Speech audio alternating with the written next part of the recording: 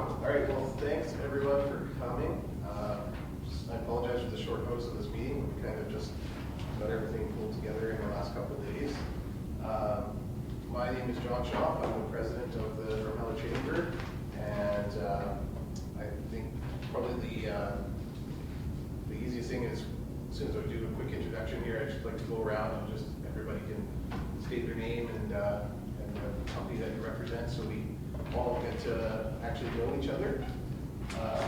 Today the purpose of our meeting here is we've seen at the Chamber of our members contact us on behalf of this business bylaw, and so we'd like to facilitate this meeting so that everybody can have a chance to ask questions directly to the source, that being Travel Drumheller, and essentially have an open dialogue. So what we're going to do for the agenda here is introduce each other. Then I'm going to have Dan Sullivan come up and just give an explanation of who is Travel Drumheller and what is a destination marketing organization. And then he's going to go into an explanation of the business license bylaw, Schedule B, and all the details pertaining to that. And then we're just going to open it up to questions from all of you so that we can get some good questions answered and some information delivered to everybody that's involved. We specifically picked the hotel and campground operators because those are the people that are directly impacted by this proposed bylaw. So that's why you're all invited here today. So I really thank you for coming. Also, we have a video camera going, and the reason for that is the plan is we're going to videotape it and then make the video available to some of the campground and hotel operators that are not available to attend today. A few of them are still out of the country or just not available for whatever reason. So this way everybody gets a chance to at least review the meeting we had today and hopefully answer a bunch of questions and concerns. So with that, I can just start an introduction. If you could just say your name and what you represent. Berlin Comstock and the Quality Hotel. Bob Brown, I'm with Drum Memory. Judy Paul, Oasis Guest House. I'm here to support Judy. Paul. I met David Bender, Bender Campground. Brett Powell, Dinosaur Hotel. Jane Bags, Hotel Saloon. Dave Arsenault, Last Chance Saloon. Jim Coughlin, Dinosaur RV Park. Gary Kaiser, Dinosaur Report. Paul Salvatore, Town Drumheller, Director of Community Services and Vice Chair of Travel Drumheller. Dale Redham, Commonwealth Drumheller. Hi, Dan Sullivan. My main job is Canals and Hotels. My passion is Chair of Travel Drumheller. Heather Bitts, Executive Director of Drumheller District Chamber of Commerce. And Chris Curtis, Executive Director of Travel Drumheller. Just so everybody knows, I'm Ryan Semchuk, manager of Drum FM and also a board member of the Chamber of Commerce. Okay, well with that, I'll ask Dan to come up and you've got a copy of the agenda there. I guess the only thing I would ask is we try and stay on task with, the discussion here is about proposed bylaw, so I don't want it to get too out of control and talk about other things, and try and keep it civil so we're all having a productive conversation. So, thanks. Well, I think to start, a bit of background. A lot of you probably don't know about. In the big picture, Drumheller is to a lot of us an area that has great potential, but has underperformed in past years.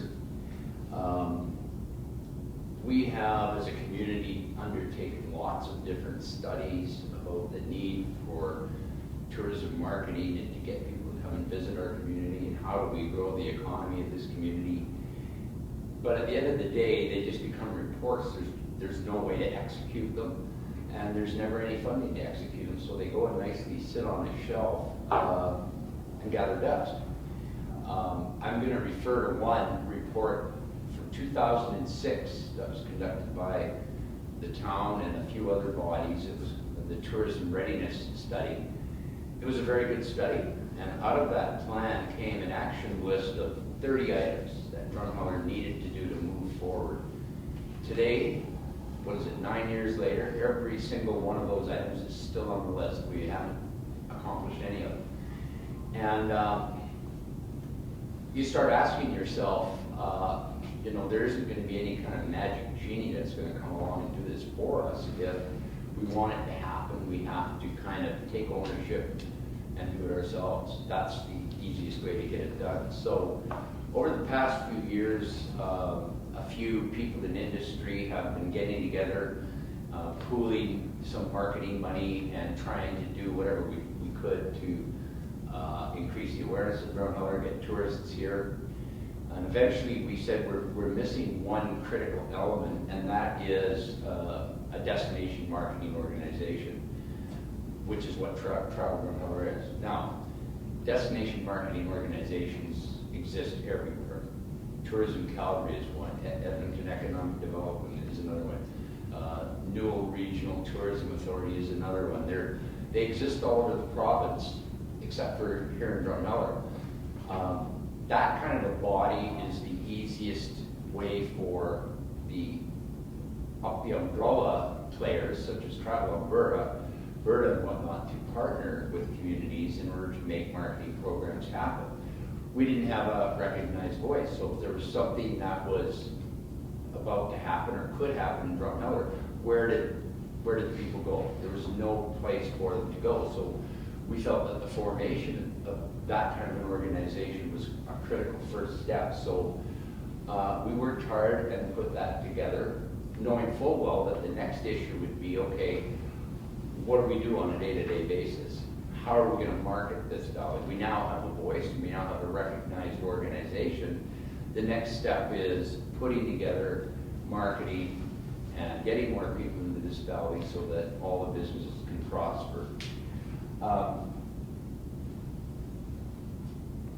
So that's kind of what we did, and we now are, Travel Drumheller is a registered society. We talk to Travel Alberta, we talk to all potential partners on a regular basis, because now we have a point person in Chris Curtis where the information can come to the community and then it comes out to all of us as industry operators. So I think that's a basic overview of what Travel Drumheller is, how it fits into the big picture. Now comes the critical issue of how do we fund this kind of an organization? How do we move forward and show some real results? You know, it didn't take us long, as many other jurisdictions have found out, that the public purse is dry. You can't keep going back to the well with issues like education and health on the table. Tourism, although it's important in many communities, just doesn't get the kind of recognition it deserves at that level. Public purse is dry. So we decided to follow a path that just about 86% of the jurisdictions in the world have some method of collecting funding to through user fees to conduct their tourism efforts. So Alberta's not the first. We're not starting this. We're actually the last. Everybody else has this, and in Alberta, we've been the slowest. For a province that usually leads the charge, this is a bit of a turnaround that we're now trying to catch up to everybody else. So when you go and visit any hotel anywhere, you go to New York City, you go to Hawaii, you go to Amsterdam, you're going to see some kind of a charge on your hotel bill. It might not be called a destination marketing fee, but it'll be called something, community enhancement, whatever they choose to call it, but it's all used for the same purpose. It's a user fee that says, you're coming to our community, you're using all of our facilities and all that, and we want to take a little bit of a charge from you so that we can help improve ourselves or grow our community, which to me is reasonable. That's where the notion of a DMF, or Destination Marketing Fund, comes from. like I say, it's not new. It's not new to the consumer. They see it everywhere they go. So we started exploring that as a possible option.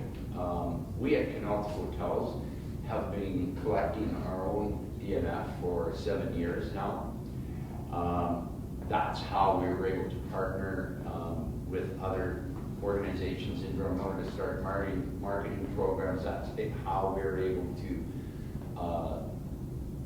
support the startup and ongoing operations of Travel Drumheller until we get a mechanism in place, a funding mechanism in place. And we do that in basically every community we're in. We are of the mindset that we're not out to better our own coffers at the expense of anybody else in the community. We feel that the best forward path is to join together under a common vision and grow the size of the pie so that everybody benefits. And that's where we are as an organization. So when Travel Drumheller and the objectives came to the table, of course, it fit right into our major mandate. Let's get together and take a few dollars from here and there, and when you put them all together, you have a bigger voice out there in the world to compete with everybody else. To give you an example, we talk about Drumheller becoming a potential BAM.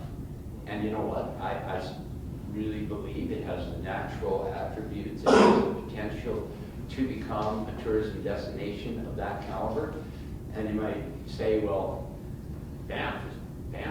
Well, BAM started with a shack beside the railroad tracks, and it took somebody with vision to take the area and turn it into what it is today. It was a starting point.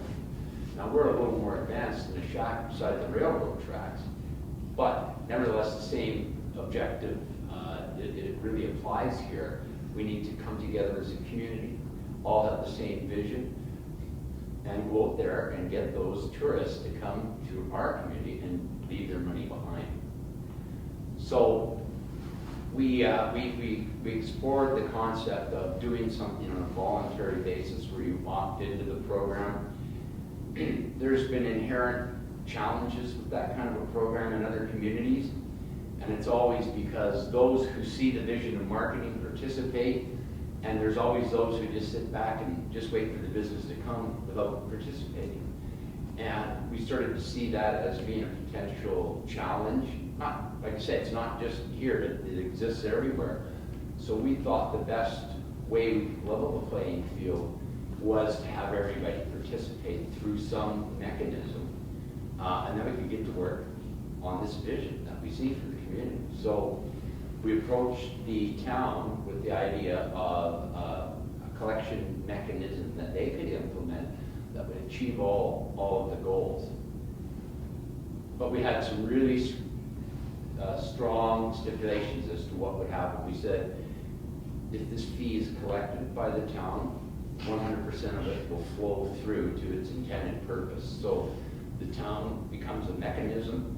It doesn't register on their books. There's no administrative fee. There's nothing. The money comes in and it comes to the organization Travel Drumheller. And then we as a group decide how we're going to spend that money, how we're going to market this community so that we can all, at the end of the day, count more dollars. That's what it's all about.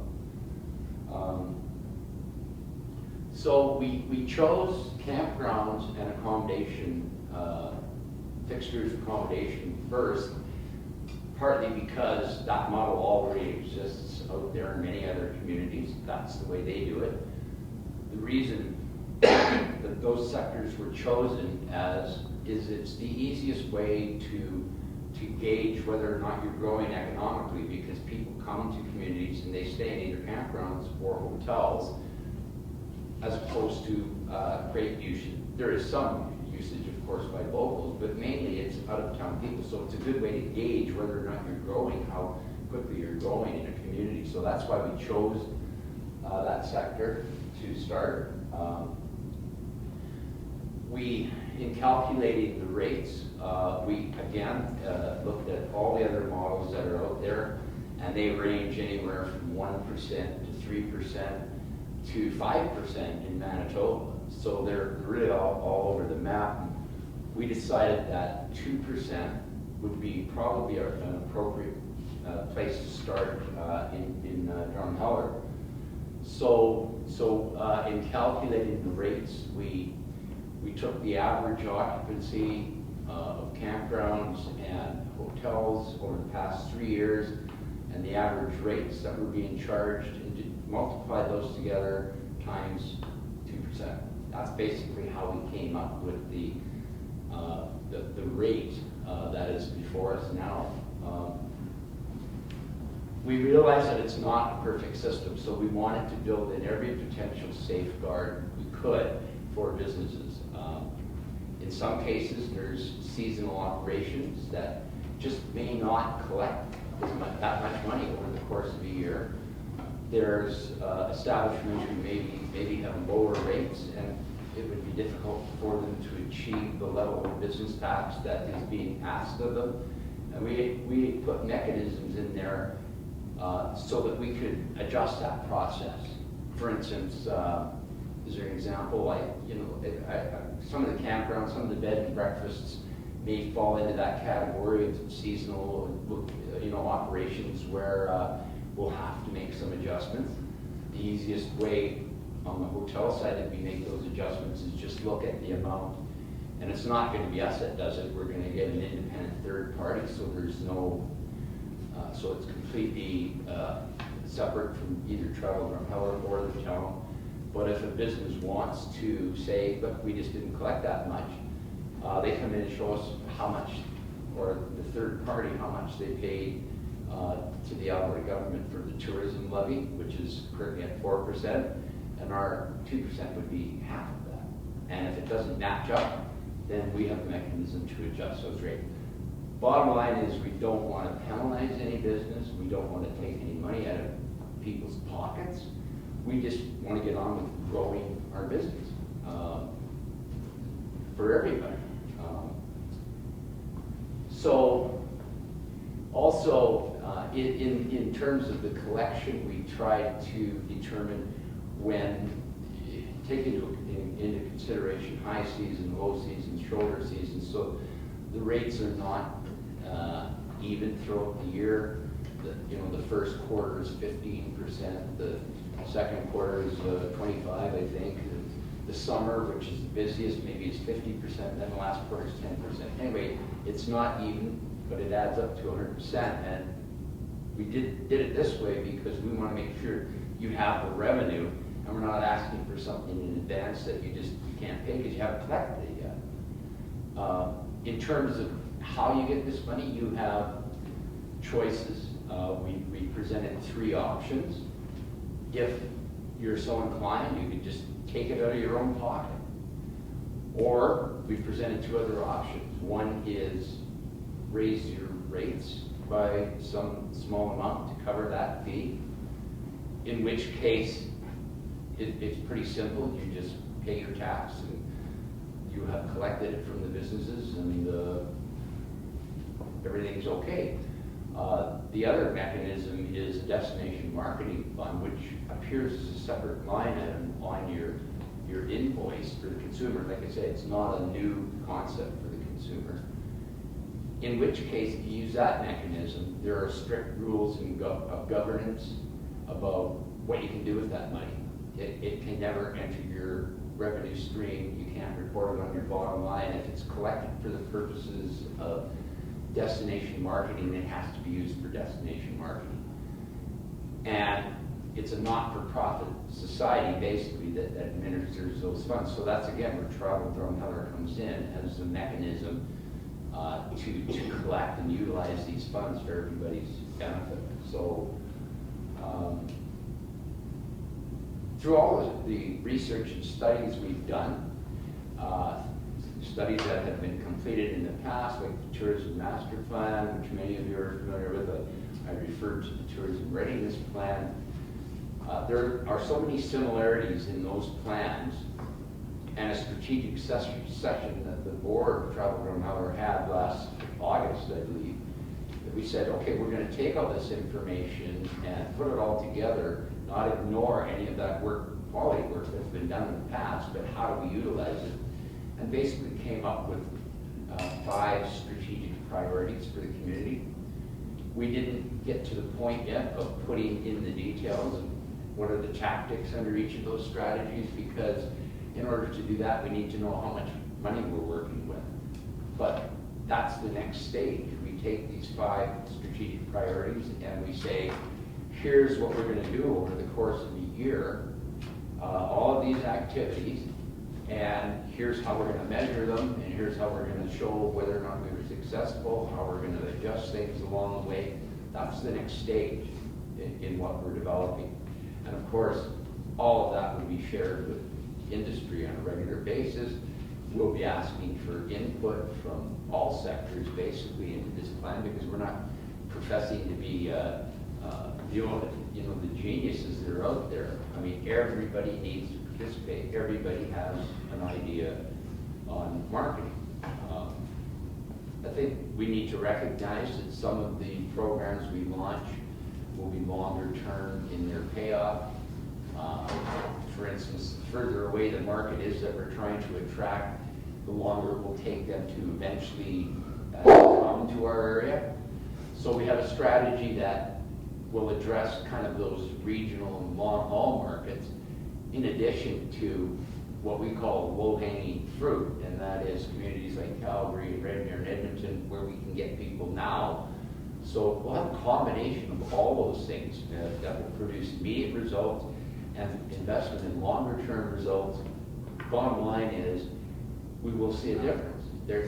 I can tell you, because I'm involved in a lot of these around the province, every community that has implemented this kind of a program has shown positive results. There's not one case where somebody said, this is a dumb idea, let's stop it and just do what we were doing before. It's worked everywhere else. It's been tried, and it's long overdue in Drumheller. It's we've tried to give thought to all of the concerns that might be out there, and I realize we're going to hear in a few minutes what some concerns are. The main thing is we want to make sure that you have the correct information and you're not hearing something that is not in truth. In fact, the last thing I'll say, that our agreement with the town won't be just a handshake. It's going to be a formal written document that says 100% flow through of those funds goes to Travel Drumheller. I guess that gives you kind of an overview. I got to ask Paul or Chris or Heather if there's anything you want to add to what I've said. Maybe just that it's important to know that we didn't just wake up one morning and decide this was something that we wanted to do. 2 years ago, in this very room, Travel Drumheller met. We had a facilitated session that involved discussions on how this was going to look. We made notes on that whiteboard. We hung all kinds of different strategies up on the wall. This has been a long process, and I mean, the reality is the only reason that we want to do this is to see Drumheller move forward. We want to see Drumheller benefit from the economics that tourism gives us. This is what we have that makes us different from other communities in Alberta, and we can say that it's a start. And everyone needs to understand what this means. I can go back to 2013 in December and having a conversation where Derek and Kim, I went over to their house, sat in their room and said, here's what we want to do. And there was an agreement there that we would do this. There was some hesitation. Absolutely there was, because there was no details that they could get their hands on to be aware of all the various wrinkles that come into where we are today. The bylaw outlines how things will go. You probably saw, as attached to the agenda to the council meeting last night, there's also an agreement there that makes it very clear and very ironclad in terms of the wording and how this is arranged to make sure that, number one, all of this stuff is open, and it's not something that we have to hide or be afraid of. But we do have to learn more. We have to all be on the same team. This is all about Drumheller working together to achieve good results. It's not about one person or one group or one hotel that wins. It's everybody in the room. As Dan said, every model that he's worked with, and there's probably, what, 15 different models or more, Dan, that you've worked with in Alberta and across Western Canada. These things work because people work together, and the real value, and there's some hesitation that the town's involved. The town just uses its authority to make sure that everybody participates. And when everybody participates, then we win. They're all on the same playing field. In fact, I think that's what you said, Derek, when we met. I'm in favor of this, provided everybody plays on the same playing field. There's no disadvantage to anybody that is here. There are some exceptions that you may have seen in the bylaw where we say, if you have 3 or fewer rooms, this does not apply to you. There are other examples that are out there. It's a start, it's intended to be a start, and it's a work in progress. The only way that we move forward is to have everyone that sits around the table and take some responsibility for moving us forward. And I think that that's the strength of this. This is one of the first times that I was born in Drumheller. I grew up in Drumheller. I'm here. The only thing that I want to see happen is the future improving and getting better. And we create jobs for people longer term. And this industry becomes healthy, becomes a focal point for what we do in Drumheller. We've had the Tyrrell Museum in Drumheller since 1985. In the words of the Premier of the day, Mr. Lougheed, were, "It's now in your hands, Drumheller. You take it from here and take advantage of the opportunities that are in front of you." That is exactly what Travel Drumheller is focused on doing, on making this industry matter in Drumheller and working with the surrounding areas so that we can all benefit. We know that there's properties outside of our boundary. We're going to work with them to make sure that they can be included in this, because the thought is all the boats will rise with the tide. We would like to be able to take, one thing that you probably don't know is when we take these funds that are intended to be collected through the business license bylaw, is that by working together, Travel Alberta automatically recognizes that this is a DMO, and because of that, they will take those funds and they will multiply those funds to have a higher value. So if we collect $300,000 from this model, potentially we get in a position where we could raise over $1 million in marketing.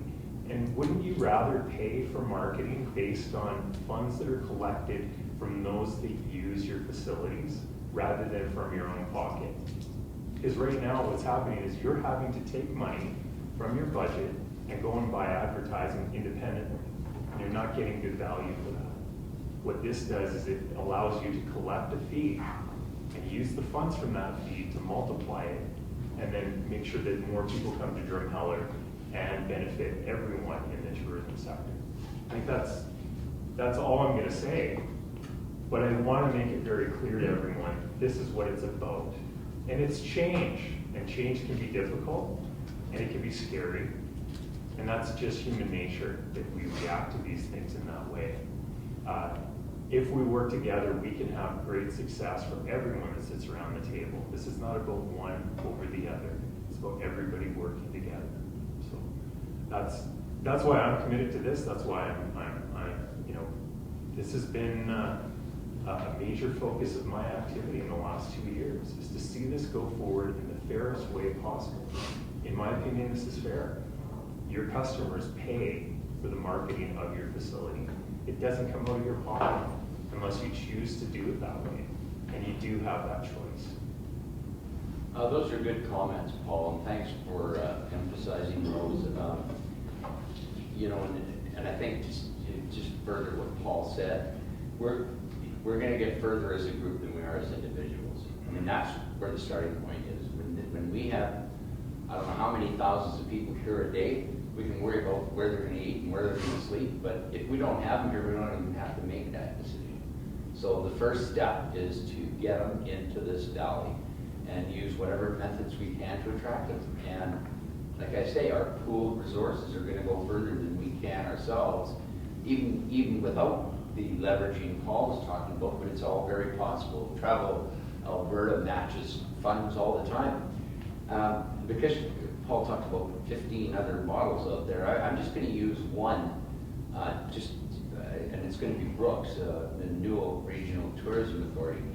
3 years ago, it was dying. It was just, somebody was just ready to throw the last shovel full of dirt onto it. And we in the community banded together and said, we can't let this happen. We have to get this organization back up and running, which we did. And 3 years later, this past summer in Brooks, at our hotels and other hotels, we had a 25% increase in leisure occupancy in 3 years. Now, that is just highlighted when we take a look at what's happening in today's economy, and when oil and gas goes in the tank, and we have absolutely nothing else to fall back on. It hurts. It hurts big time. And it's hurting hotels right now, and when the campground's open, if the situation doesn't change, it's going to hurt there too. So developing and diversifying our marketplace so that we have some other things to fall back on. And wouldn't it be great if we had a 500-person convention in this facility right now? You know, those kinds of things are out there available for the taking. But one of the things that we learned very clearly after reading a 206-page study conducted by the government about rural motivations, there's a couple of underlying themes that come out of that whole big report. Number one is people will travel to rural places. Number two, they don't know what's there. They simply just don't know what's there. I mean, when people in Calgary think of a small community, they wonder if there's even a campground or a hotel there. This is where we have to fill that void. We have to get that information to these people. Now, when you put that together with great attractions like, Tyrrell and Atlas and Passion Play and all the other great things we have in this valley, it's now a pretty good motivation to get them to come out here and travel and drop their money. It's awareness that we need to get out there, and to do that, we need funding. We need a coordinated approach to what we're doing, so that everybody who's a potential visitor here is hearing the same image about our community. It's got good branding, and away we go. So, I don't know, John. I think Can I ask a question? Yeah. Paul mentioned 3 or fewer rooms are exempt. Is that in the bylaw? That was one of the things we considered. It is. Well, there was an amendment made on Monday night, or a proposed amendment made Monday night, that would say, yes, it's 3 or fewer. So that was. 3 or fewer are exempt. That was put on the table on Monday night. And was it passed? First reading was passed. So it has to go through first, second, and third reading. Okay, so if I can just read from the Schedule E, the bylaw. Seasonal hotels, motels, bed and breakfast establishments, and country inns, those operating less than 6 months per year, shall remit 75% of the required fees upon proof satisfaction of the licensed inspector that operations were suspended for more than 6 months per year. And Chris is correct, that was brought up at the council meeting last night. There should be 75% doesn't sound like exempt to me. No, the bylaw last night, No, the amendment last night was 3 rooms or less. the amendment, yeah. They would be exempt. That was, you were there. Yeah, that's what. Yeah, that's what the amendment that was put forward. Do you have a copy of that we could have? Sure. Maybe everyone else has read it all, but I haven't. Yeah. I can certainly provide you with a copy. These DMFs you're talking about all over Alberta, they're all voluntary programs, aren't they? Well, they are, except Because the for, Alberta government does not give direct taxing power to municipalities to collect it. And another thing on Marketplace the other night, if we have to pay this for business license, now all of a sudden we have to create our own DMF on our bill, and tourists can refuse to pay that. Because it's voluntary. yeah, the marketplace story is a little bit incorrect. well, it's a lot incorrect. It's based on a faulty premise. Now, some of you may be aware of the fact that some legal firm in Canada has launched a class action lawsuit against DMS. Is anybody aware of that? Okay, just say what EMS stands for. Pardon me? Destination Marketing Fund. This law firm claims that, and see, they got their wording backwards. It's a voluntary program in many jurisdictions for the establishment to opt in to the collection of this fee and participate in the marketing programs. This class action lawsuit makes the supposition, well, if it's voluntary, then the guest doesn't have to pay.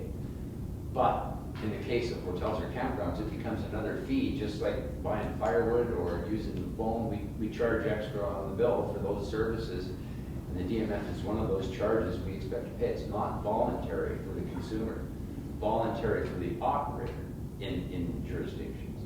Well, So there's why would we have to pay if it's voluntary? I understand that. How could you make it mandatory if it's voluntary in Alberta? it's voluntary to. Why are they using the town of Drumheller to collect it? Why don't you guys just collect it?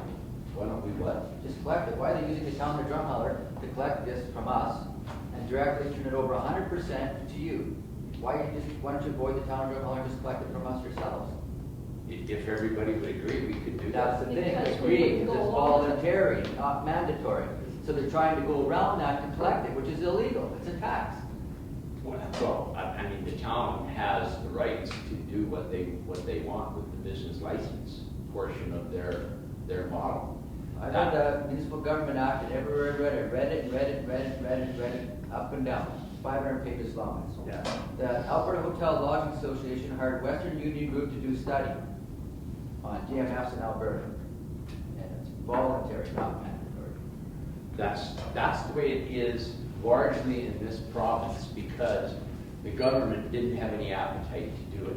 If you just go next door to BC, the government does control it there. We're not in BC. And they Yeah, and this is not a tax, it's a business license. It's a tax. It's a Are you tax. basing It's a It's a tax. You're It's basing a it on tax. 2%. It's a It's tax. a correct tax. Well, you You're guys a have tax. flat out admitted you're I have to basing it collect on 2% tax off my customers.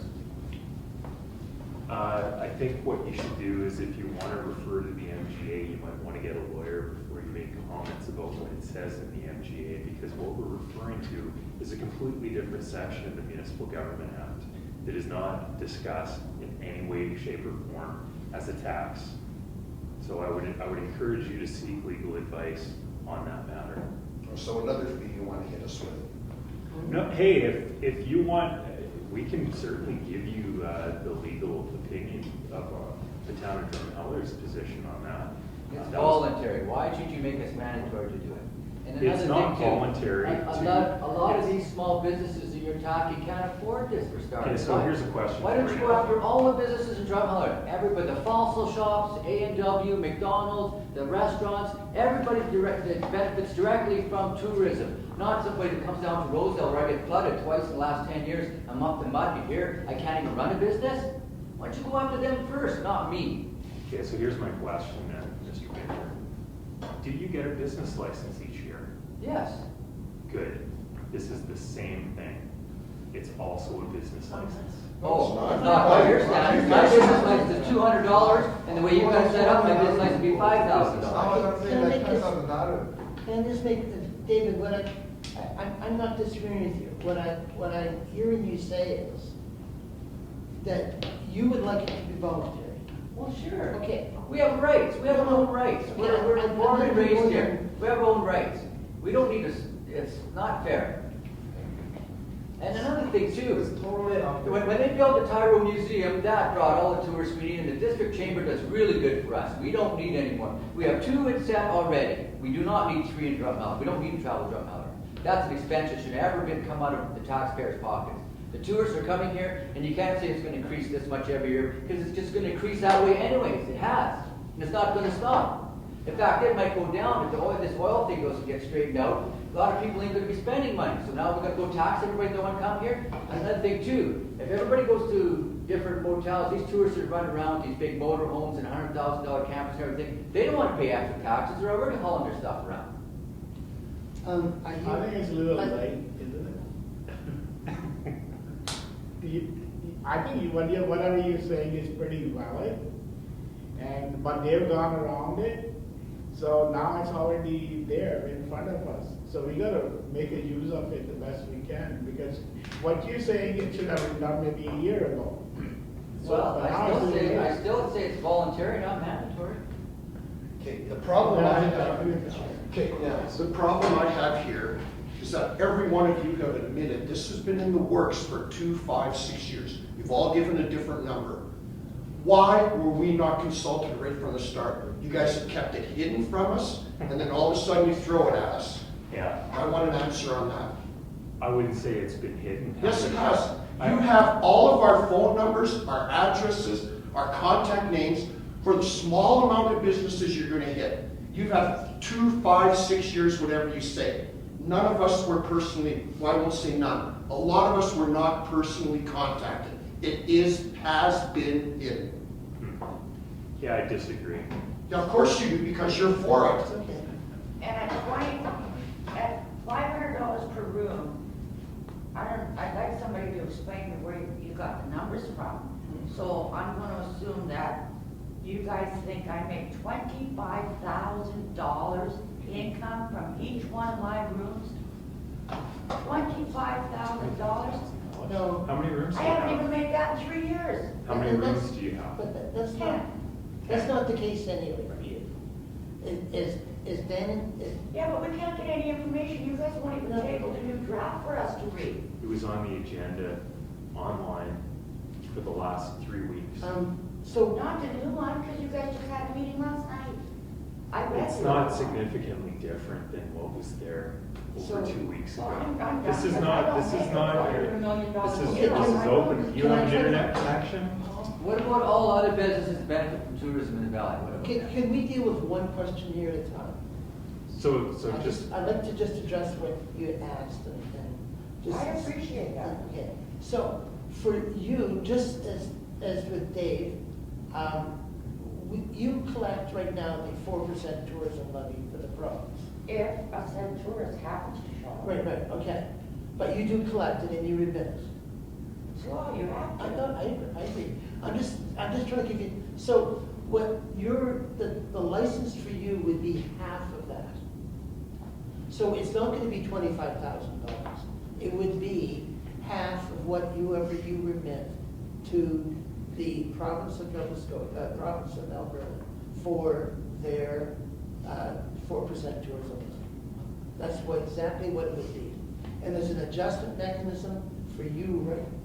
As soon as it goes out, you can go in and say, here's my tourism levy for last year. My license should be half of that, and that's it. It's done. So what is this adjustment mechanism? I don't understand. There's So if a, I send the government $100 at the Alberta government. if that's all you paid, your license would be $50. And is that in said bylaw? Yes. We had to come up with averages, but like I said, we built that mechanism in, understanding that there are gonna be some that fall below the average, and we need to adjust those. And this whole thing could have been avoided if, when everybody was having set meetings, if at one point, just one point, that some of us would have been made aware and this draft could have been done with a lot of input and a lot of understanding on both sides, instead of it just popping out of the blue and one of my friends showing up at my doorstep saying, do you know about this, Janie? $500 per room and it's based on 2%. And I'm going, what are these guys smoking? You don't think that a 102-year-old hotel makes that kind of money? And If you it don't. did, I would We be working understand that. 12 hours a day. So that was built in. And I will say, although it obviously was not enough, we did have 2 notices that we were talking about at the town council. We put ads in the, I'm saying I know it's not enough. But we did put ads in the paper and on the 2 radio stations that we would be discussing this here at the BCF back last November. Okay, with what you spent on those ads in the newspaper, you could have easily mailed a letter to each and every one of us at got 100 the cost. I agree, and you and I. And that's what, I know, and we had a good talk, and I agree, and I appreciate Yeah, it. so I'm saying. But it was my a point mistake. is what with all these things that have happened, how do we know we're still gonna be involved? We weren't involved from the start. Like, what guarantees do we have that this committee or proposition or whatever, is there something in writing that after 3 years, nothing has happened, no, there's no change, no nothing, it goes out the door? There's a contract. That's not what I asked. I asked if this fund goes out the door in 3 years, if it proves that nothing has happened. There's a contract for 5 years. Okay? Big city. Am I right? Yeah. But that wouldn't change, you'd have to wipe out that portion of the bylaw, would you not? Like, the bylaw comes first and then the agreement between Travel Drumheller and the town comes In after. that, once Well, they it kind of go passes, hand in hand, right? Yeah. But what if it doesn't work? What are you guys gonna do? somebody Are you has just to gonna go raise in it so front. you have more money to spend, to try and get more people here? Well, That's our problem. Here's There's- the problem we want to create. We want you to have full rooms. We want you to have more guests. Don't need any more No, business. Yeah, well, there you go. There you Why- go. Then it's a hobby, right? Brent, I guess what I. Maybe it's not a hobby, maybe it's all he can handle. Yeah. I can handle so much. Yeah. So that if these guys want to increase everything by 30%, well, I fully appreciate that Canalta can do this, because they're in a totally different basket than I am. So if I'm full of capacity like you guys think, and every day I gotta spend change, and I gotta hire staff, then I gotta pay wages, I have to pay source deductions, I have to pay $5,000 to these guys for set advertising. So at the end of the day, I'm owed $25,000. I have to pay Okay. $25,000 I to just wanna satisfy step that in here. increase. You understand where I'm coming from? We do, and that's why I'm gonna say very clearly, if you collect this user fee, no additional money is gonna come out of your pocket. We have the adjustment mechanisms to ensure that what you're collecting from the user is what you'll end up You're only paying. taking half of what I said. Pardon me? You're only taking half of what I said. All right, So which you half guys am I are doing missing? this wonderful thing by filling every one of my rooms, and it's never gonna happen anyway. But we're just, for the sake of conversation. Okay, so set tourist checks in on Friday, leaves on Saturday at 11 a.m. Set tourist checks in on Saturday, leaves Sunday morning at 11 a.m. Now I have to hire a housekeeper. Or I have to hire somebody to tend my bar so that I can go upstairs and be the housekeeper. I still have to pay wages. So this set advertising has to generate a lot more money than just to support your people's organization. It has to generate the funds to pay. Are you saying that Otherwise, there's nothing in it. more business is gonna make you unprofitable? You know, you're trying to belittle me now. No, You're like I'm an idiot, and I'm not an idiot. I agree. So can I? Okay, so now I have to make $30,000 income, which means I gotta charge $200 a night, and nobody's gonna pay me $200 a night for my hotel room. That's the point you're missing. If I can just jump in. So I hear completely what you're saying, and listening to what you're saying, I mean, that's the whole point of a business, right? If you get too much demand, you raise your rates, you make more profit, less people stay. John, do Like, you there has charge to be more a for balance, cell right? phones because more people want iPhones? That doesn't make any sense. I can only satisfy so much in a 100-year-old building. I'm not the Ramada. Right. All of this has to be taken All I'm into saying is consideration. if you work out there has to be a formula that works for you. So maybe that is 5 rooms at X amount of dollars, and that's it. That's all you rent out. Like, it's whatever you want to do. You're the business owner. You do whatever you want. All these guys are saying is that the goal is to bring more people to your door, knocking on the door to say, can I stay here? Whether you allow them to stay there or say, I'm sorry. With Canalta, Ramada, and the Super 8, that this is who this is going to benefit. Like they were saying, we're at 58% capacity. I wanted to know who's we, where did this formula come from? So if it goes up to 72%, we know it's going to be Canalta, Ramada, and the Montalia. It's not going to be the little old hotels. Nobody goes to a little old hotel unless they don't want to give Cam his $214 a night. That's the only reason they go looking for little old hotels. I'd just like to address the issue that I think I'm hearing. For you, if we do marketing, for instance, I talked with the Last Chance about a marketing campaign, about basically trying to get motorbikes to come down from Edmonton along Route 56, down to Rosedale and up to the Last Chance. You would benefit not necessarily at the hotel, but at the bar. If you have to advertise to do that, then. No, I mean, we want to get more. We want to Maybe you could go after. It's not your about own getting market those- niche. It's not about getting those people who are already there. It's about getting more. So, for you in the hotel, you wouldn't be paying any more than half of what you remit to the province. No matter what the license fee says, it would be adjusted down. Until they start going after the restaurants and the taverns, because the hotel part is different from the tavern part. Right. So then we're gonna get, like, people like me and Brent are gonna get, now we've got our rooms, Yeah, but now we've got our food, now we've got our But talk tavern to David sales. about that. So David's the pretty one who soon wants to we're run gonna, everybody. pretty soon we're gonna be remitting 7 or 8%. But talk to David. David's the one who says it should be on everybody. No, Well, with this I mean, if you're intervention, gonna do it's this, same. it should be on everybody, just like you said, So- nobody gets a free ride. So how could you sit here and tell us that we have to pay and nobody else does? So what I'm trying to get at. Now, in fairness, how could you say that? In fairness. I'm gonna wait till you stop and then because I started to answer. Okay?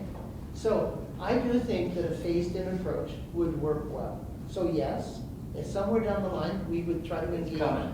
Did you see the Banff one? Did you see what everybody pays in Banff? So much per You square don't- footage of your So are you saying you don't? retail really outlet answer and the everything question? else, someone has a horse delivery, pay $7,000 tax, and you think Drumheller's gonna be set up for something like that? Small business can afford that? The comparable to Banff right now is if we were to implement this model as it's been presented, Drumheller would generate 1/23 of the amount of revenue that Banff generates from their model. 1/23, roughly 4%, right? So just keep that in mind. Banff's budget for marketing is $8.5 million. Our budget currently, $50,000. This is a step in the right direction. And actually, I think as John and Chris are trying to say here, the problem we want to create is that you have more business. And if you can't fill those hotel rooms, the money that is generated from this model goes into marketing to help you fill those hotel rooms. No, but you know what, Paul, I've been there for 13 years with Yep. nobody's help. And I'm kind of resenting the fact that I'm too stupid to figure out how to make it work for another 13 years without giving the town a whole bunch of money to make me understand how to do it. And Chris was gonna answer my last question. So eventually it'll get down to we're paying it on our rooms, we're paying it on our tavern sales, and we're paying it on our food sales. Whereas people like Derek are only gonna be paying it on one campground. One, do you know what I mean? Each campground slot he has. I'm not following you. So you're saying that there's different fees that you pay in different streams of your business? No, we will eventually end up. if- She's saying, Paul, if it if it's- expands beyond just rooms. Yeah. So, yeah, and so. You know what, I think we talk about how we're doing this today, and then you think about how it goes. Like, I think Brent's comments about, what are we gonna do in 3 years if this doesn't work? Well, then we're gonna have to sit down and talk about whether or not it's working. And we're gonna have to decide if it's had the effect that we wanted it to have. The only way that happens is if everybody agrees to sit down They're saying maybe and talk it'll do about it. this, maybe it won't do that, maybe it'll do this. And then you want us to operate on facts like, okay, we know all the facts about Banff, and we know all the facts about Canmore. We need to know the facts about what exactly is the reality. Because I'm no wiser now than I was an hour ago. Because I The don't see, reality today I don't is see that- able to get what exactly is the agenda. the reality today is that it's a per room business license or per campsite business license. That's the reality today. and that it would be adjusted downwards, only downwards, to reflect your economic reality as it pertains to the 4% tourism levy that you currently give. So that's the reality. Just one thing on that, like, we can speculate on what might happen in the future, whether or not this works or not. I can tell you one thing for certain, if we do nothing today, nothing will happen. We won't have to worry about any of that stuff, but we'll be exactly where we are, and we'll stay there. We have the museum. Don't believe that. What are you saying, that the museum is gonna? If the museum wasn't here, we could sit and talk, say, what are we gonna do? We need money to survive. The Tyrone Museum, there's 330,000 people go through there. And you know how many stay overnight in this community? What is it, less than 1%? That's right. They go to the they go to the May McDonald's or AW, the restaurants, and they go back to Calgary or Edmonton. So, or take the money to Is the that rest maybe because they don't know about some of the other things that exist here? I mean, Tyrrell's got its own budget. They don't come to my place. I got no water, I got no sewer, I got no showers, I got nothing. Some people want that. That's what some people are looking for. You know, but we have to tell them, you're here, right? And I mean, when they come to Tyrrell, maybe they're not coming up here with a picnic lunch and then going back to Calgary. Maybe they're bringing their tent, they're gonna stay at your place. But if they know you're there, if they know, you know what, I can go to Tyrrell this day, but I can go to Atlas the next day, and that's gonna be fun too, or I can go to whatever. And I would say, David, just on the, if you think it's just the museum used to hit 400,000 people a year. They don't anymore. Now, the numbers have been increasing the last 2 years since we've been marking. And they expect to hit over 400,000 next summer, this I 2015. do not believe it's from Travel Drumheller. No, I didn't say it was.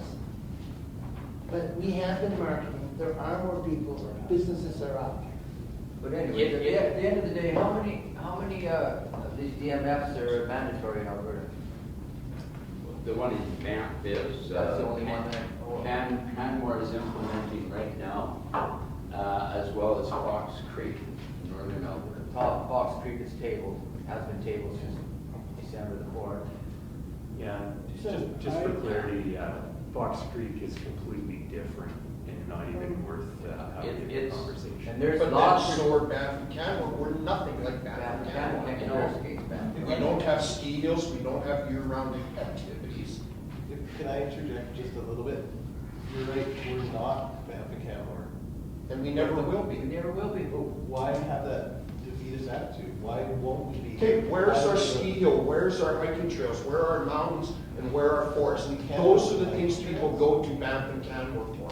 We have beautiful hills that we can build hiking trails in. We don't have the funds. You'll be in a world of hurt. But I've talked to a couple of farmers who have asked me if we could go to the liability of the trail, would they allow it? And 3 have said yes. This is up in the Coolies. Like, I agree, from our talk with you, I agree completely. There were some wonderful things you came up with. But the way it was implemented and the way it was done was wrong. Totally wrong. Otherwise, we wouldn't all be sitting here Yeah. today, because we'd all be up to speed with what's going on, and the due process would already be in the works. Did This anybody, would have already been done 2 years ago. did anybody come to the annual general meeting of Travel Drumheller last June? Because we talked about this at that meeting. We talked pretty extensively about this whole plan at that meeting. Did anybody tell us that was on the agenda? Again, I'll just go through, we did advertise it, and, okay, I You guys advertised wrong. It was way cheaper, like I said, to send us each a letter and tell us what was happening. They could phone us all today, that only took 5 minutes. Yeah.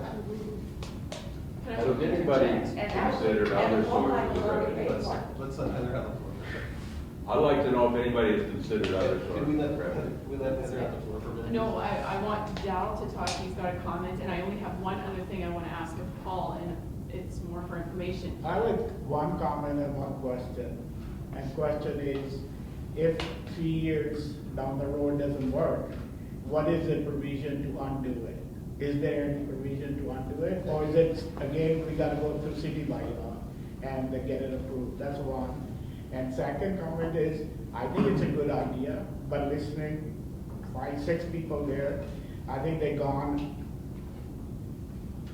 around what's been wrong.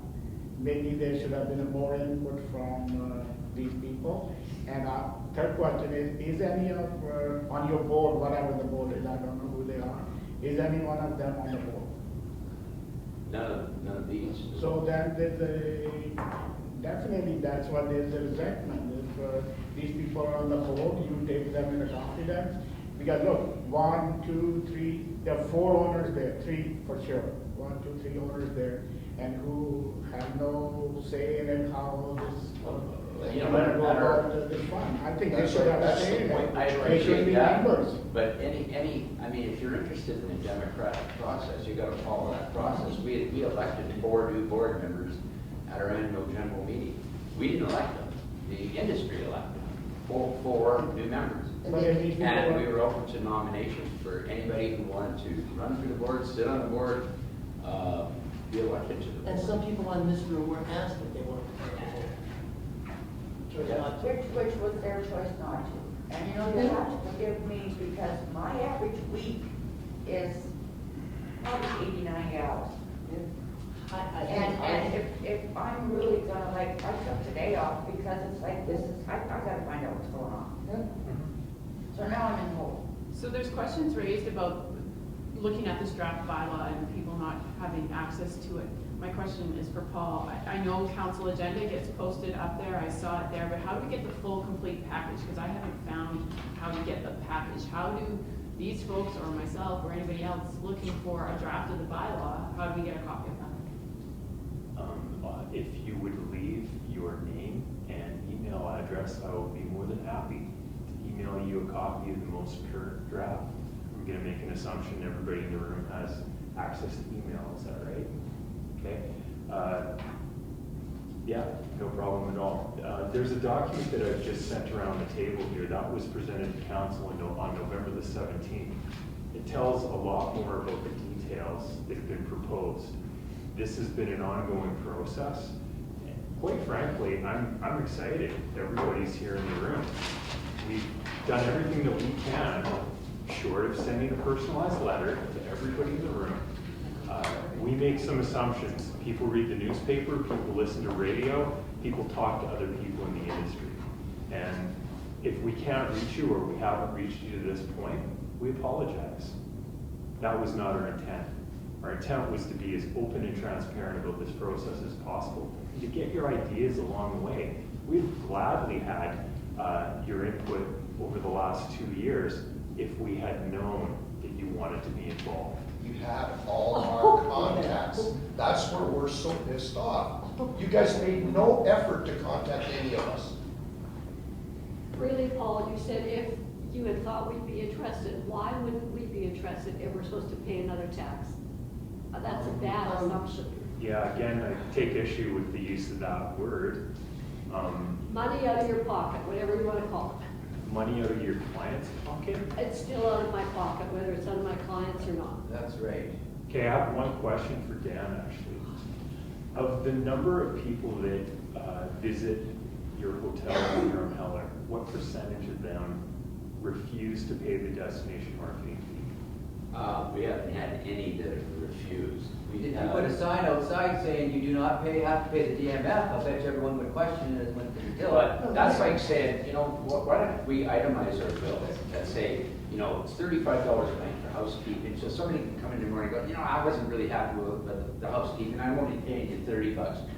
Like, it becomes another charge, just like any cost for a campground or a hotel. It's part of the bill, we just show it separately for transparency reasons. We want people to see what we're doing with that portion of the money, but it's not optional as to whether or not they pay it. If they don't pay, then they're stealing from us, and we take appropriate action. That's the way everybody should look at it. It's not voluntary for the consumer. It's, if you have a charge for a phone call that somebody made, or a long distance charge, or a food and beverage charge, you expect them to pay on their bill. And if they don't, what do you do about it? Well, the DMF is no different. It's not voluntary for the consumer. That's where Marketplace has the wrong information, and it's based on faulty information in this class action lawsuit, which I'm not worried about at all, because I don't think it'll ever go anywhere. It's just, Well, I wouldn't have had to get into this great big explanation and conversation, and we've had back-to-back meetings. If everybody would have been involved in the process, we all would have understood what's going to happen, how it's going to work. And I'm pretty sure that for us to keep having the town council to keep rehashing and rehashing is now costing us because, you know, these people aren't doing this for free either. And doing drafts over and over again, when the whole system could have flowed a little more smoothly. And we, like people like us could have sat around and had a conversation and said, okay, this is what we'd like to see. And we could just send one representative to the meeting instead of 9 people. And I agree with you, and there was, but I have to tell you, 6 of the businesses that are here were, this idea was discussed with them. Okay, so it's not like they didn't know that this was something that was coming down, that was contemplated. Did they have the exact numbers? Well, at that point in time, there would have been no exact numbers. We were trying to, no, the exact numbers came out in November. So, Derek has a question, then we patiently ask it, so. I don't know if it's so much a question as, I guess I want to make some comments as well, and probably some questions if you want. I think I want you, well, you would have to agree with me that a lot of the world's problems are based on the lack of communication. We've had that here. It's shown. I think we have to deal with that. I want to clarify a couple things too. I've had a meeting with Paul, Bob Crom, Chris, and I am in agreement with advertising. They came to me and wanted to talk about advertising jointly, bringing everybody together and doing that. I was under the assumption the whole time that it was going to be voluntary. I hear Dan talk here today that the majority of the hotels or different towns where they have the DMF is voluntary. I was under that assumption. When Chris sat in my kitchen and I said, listen, I can't speak for any of the campground owners here. I can only speak for myself, but I do know that advertising pays if it's done properly. That's how I got to where I am now. So, there again, assuming it was going to go, I said to Chris, I says, we need an association, campground association in this town so that we can sit down and as a group make some decisions here. Going to be done. Chris, Yep. You fell on that. You fell down on that. That never transpired. But I think that if we have an association, we can sit down and find ways to support advertising. Not unlike Jane's got a problem too. Like is there a hotel association in town so that you can sit down and try to figure out how you can advertise for your own benefit? You guys come to us and try to slam dunk us with licensing fees. I don't want the government to be involved. I'm the first one to ante up some money. Probably not to the extent that you want right off the hop. But you know something, we could sit down and I believe come up with a good chunk of change for advertising. Because we're business people. We don't have to be told what to do. You people should be coming to us and not demanding from us those monies. I've been operating for 30 or 40 years, advertising all the way along. I see merit in doing this as a whole. But we haven't been given the opportunity. Lack of communication from the town, lack of communication from Travel Drumheller, but I've always sat there and said, I want to hear you out. I want time to put together an association with the campground owners in town. You guys come in and you want to base it on lots. Dave comes up with a reasonable concern. Why is he charged on unserviced sites? We have 4 categories in the campground business. Unserviced, power only, power water, and full serve. We could find a way to come up with funding within our own means and then put it to you guys. That being said, I would like to see you guys prove it to us first that you're spending our money wisely. You got this pie in the sky idea that you need this $400,000. Well, I wish I had $400,000. If Jane had 400 in her pocket, she's going to make, her hotel's going to be full too. Proof is in the pudding here, guys. I believe we should give you a little bit. But don't shoot for the moon like you're doing, because you're scaring everybody off. And I want to go back to this bit about the independent auditors. First of all, we don't have a tourist levy in the campground business. So now you're coming directly into our books to see what's going on in there. I don't like that. That is nobody's business but mine. And I guess the federal government, because they want their piece. It's sure as hell not the city's business or any arm thereof. So I believe, given had we had the facts up front, what was going on, I think we could have worked in the right direction. But it's being slammed down our throat here, and I don't like it. You've seen how positive I was before, and I come out now and I'm saying, no, you're absolutely wrong in what you're doing. Well, let us have an association. Let us give you some money. You prove your worth as Travel Drumheller. We'll give you more. Because we can hide that within our billing. But at this point in time, when we do our billing in the campground business, the only thing that shows on there as a GST is I am the one, as a businessman and as an owner of that business, deciding what I should put into advertising. Nobody else needs to know my business. You guys want to come directly into my books.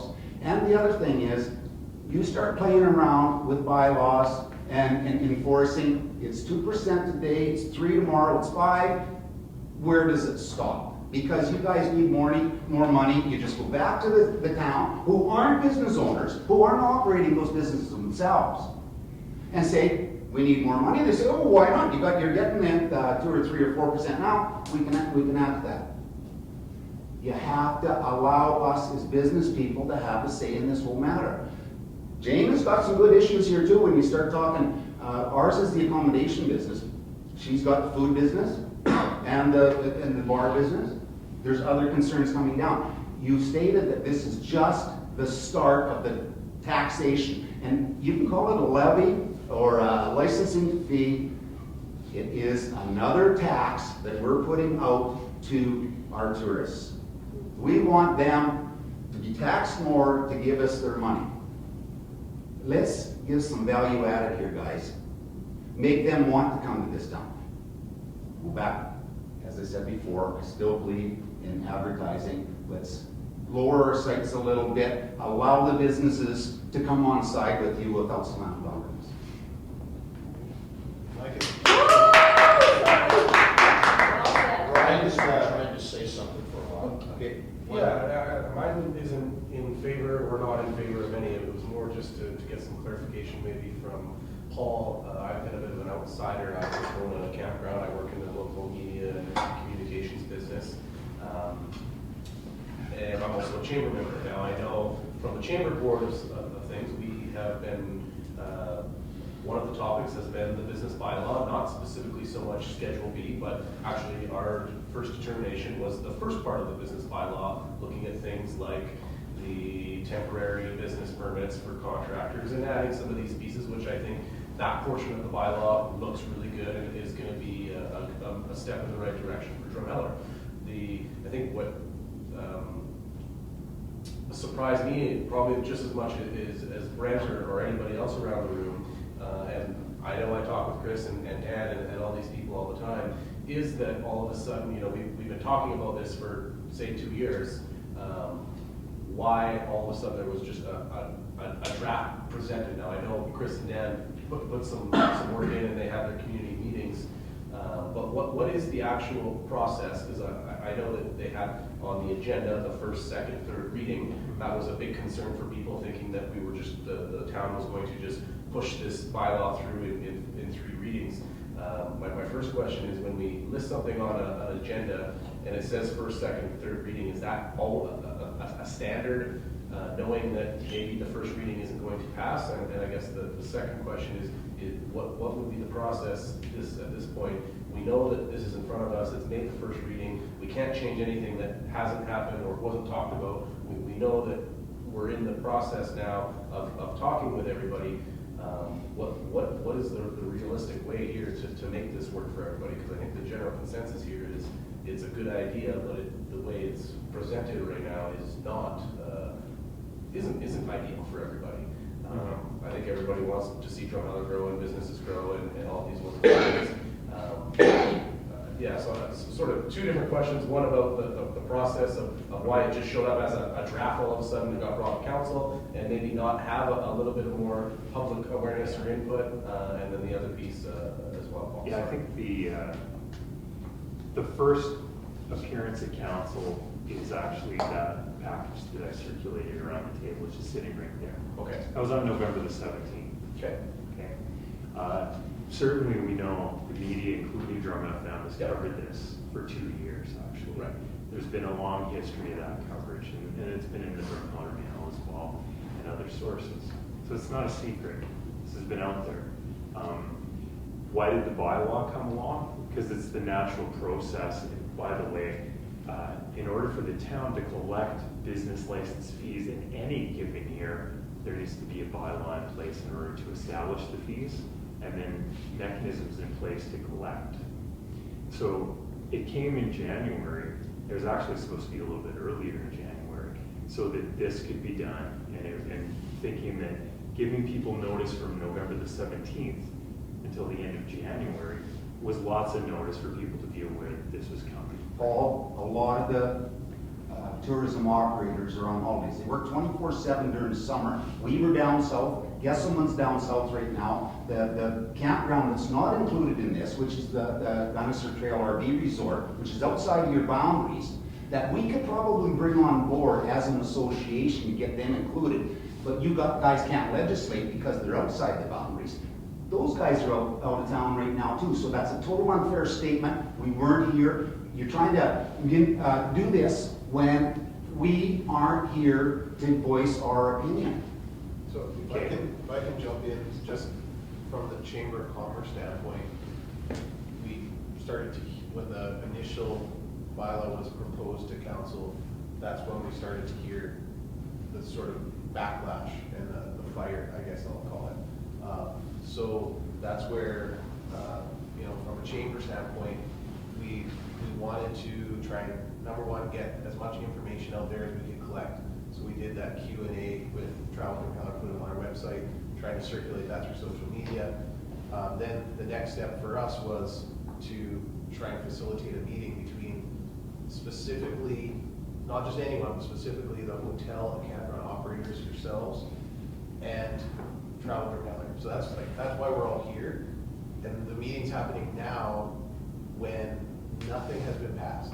So we're perhaps putting a little bit of a cart before the horse, because this bylaw doesn't exist. It's had one reading in council, and we're having this meeting now. This information, we're videotaping it. We're going to try and get it out there to the people that can't be here today, but also we want as much of the information and the feedback provided to council as well. And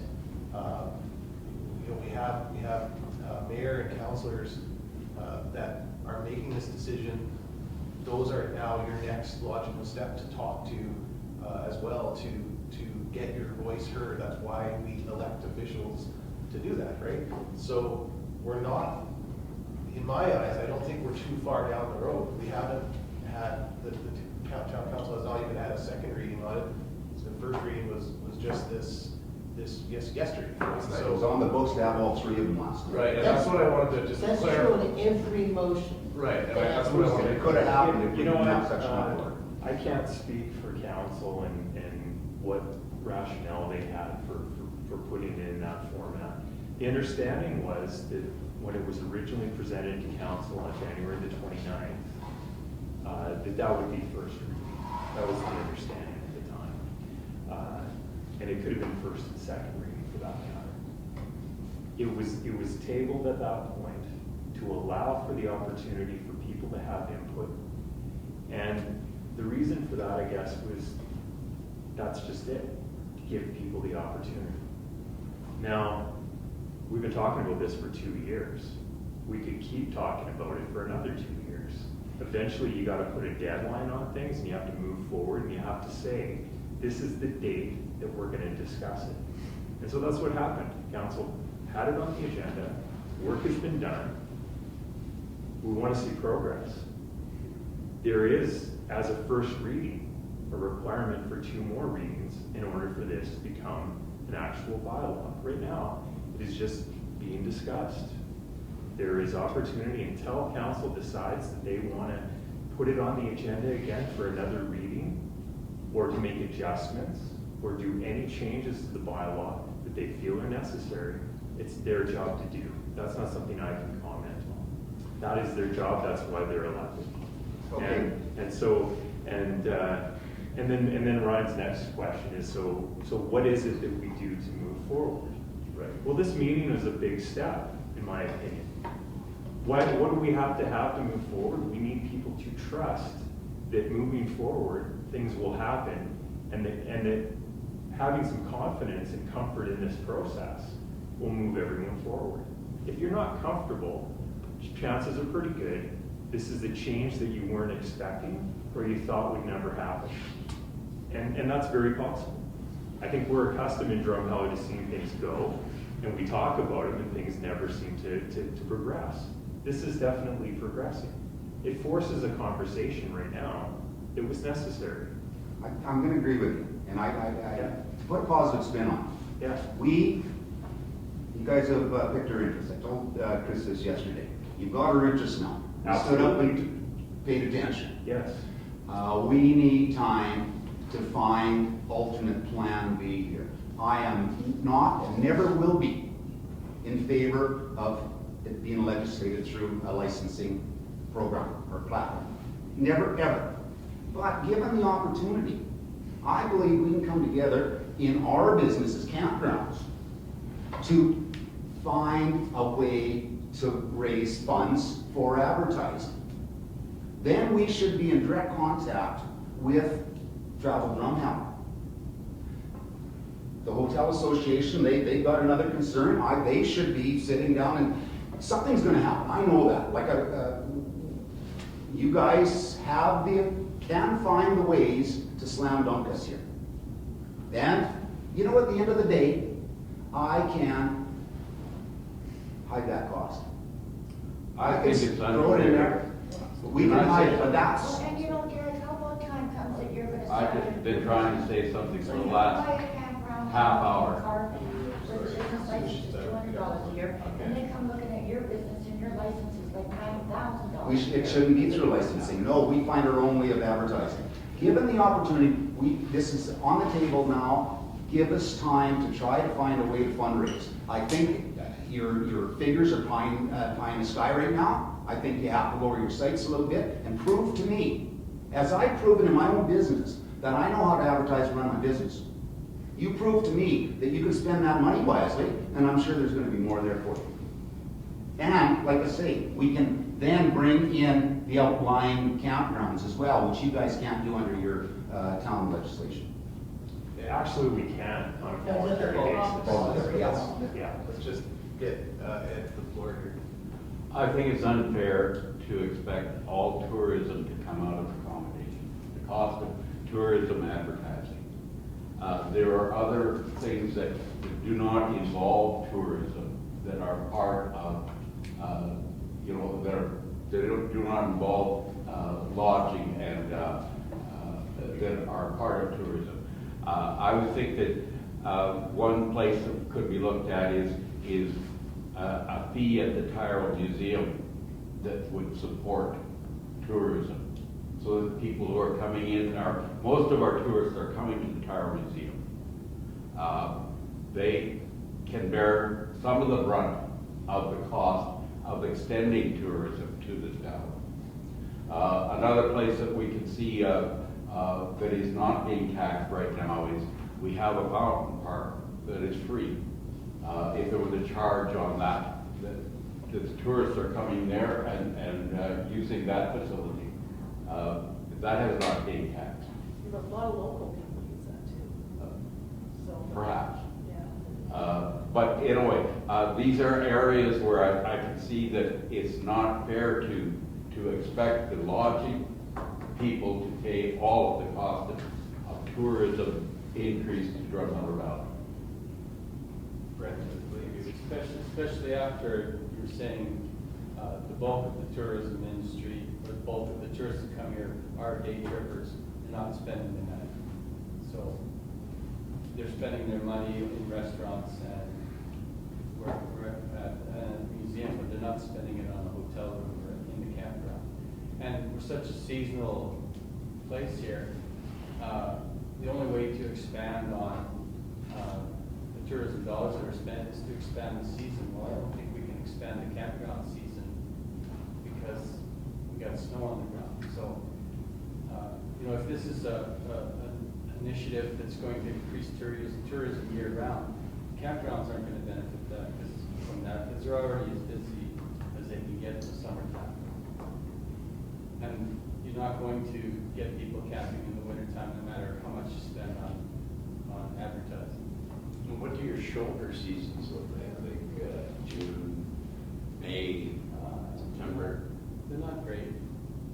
Well, one of the things in our strategic plan is to focus on those shoulder seasons, not necessarily the high season, to try and bring additional traffic during those months. But if we could show numbers in June like you're getting in July and August, we'd probably be pretty happy with it.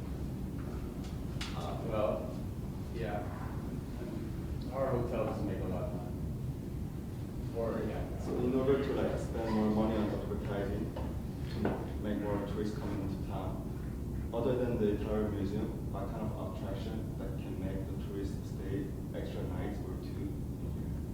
Oh, Reptile World is closing down now. And town is doing nothing to add any more attraction to make more tourists come, right?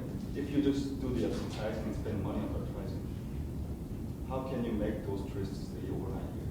There's been a lot of talk about the condition of the town, the facilities that are in town, and it all boils down to chicken and egg. Do you create the supply first, or do you create the demand? If you were a private business looking to invest in Drumheller, you'd do so if you saw a need for whatever service you were going to build.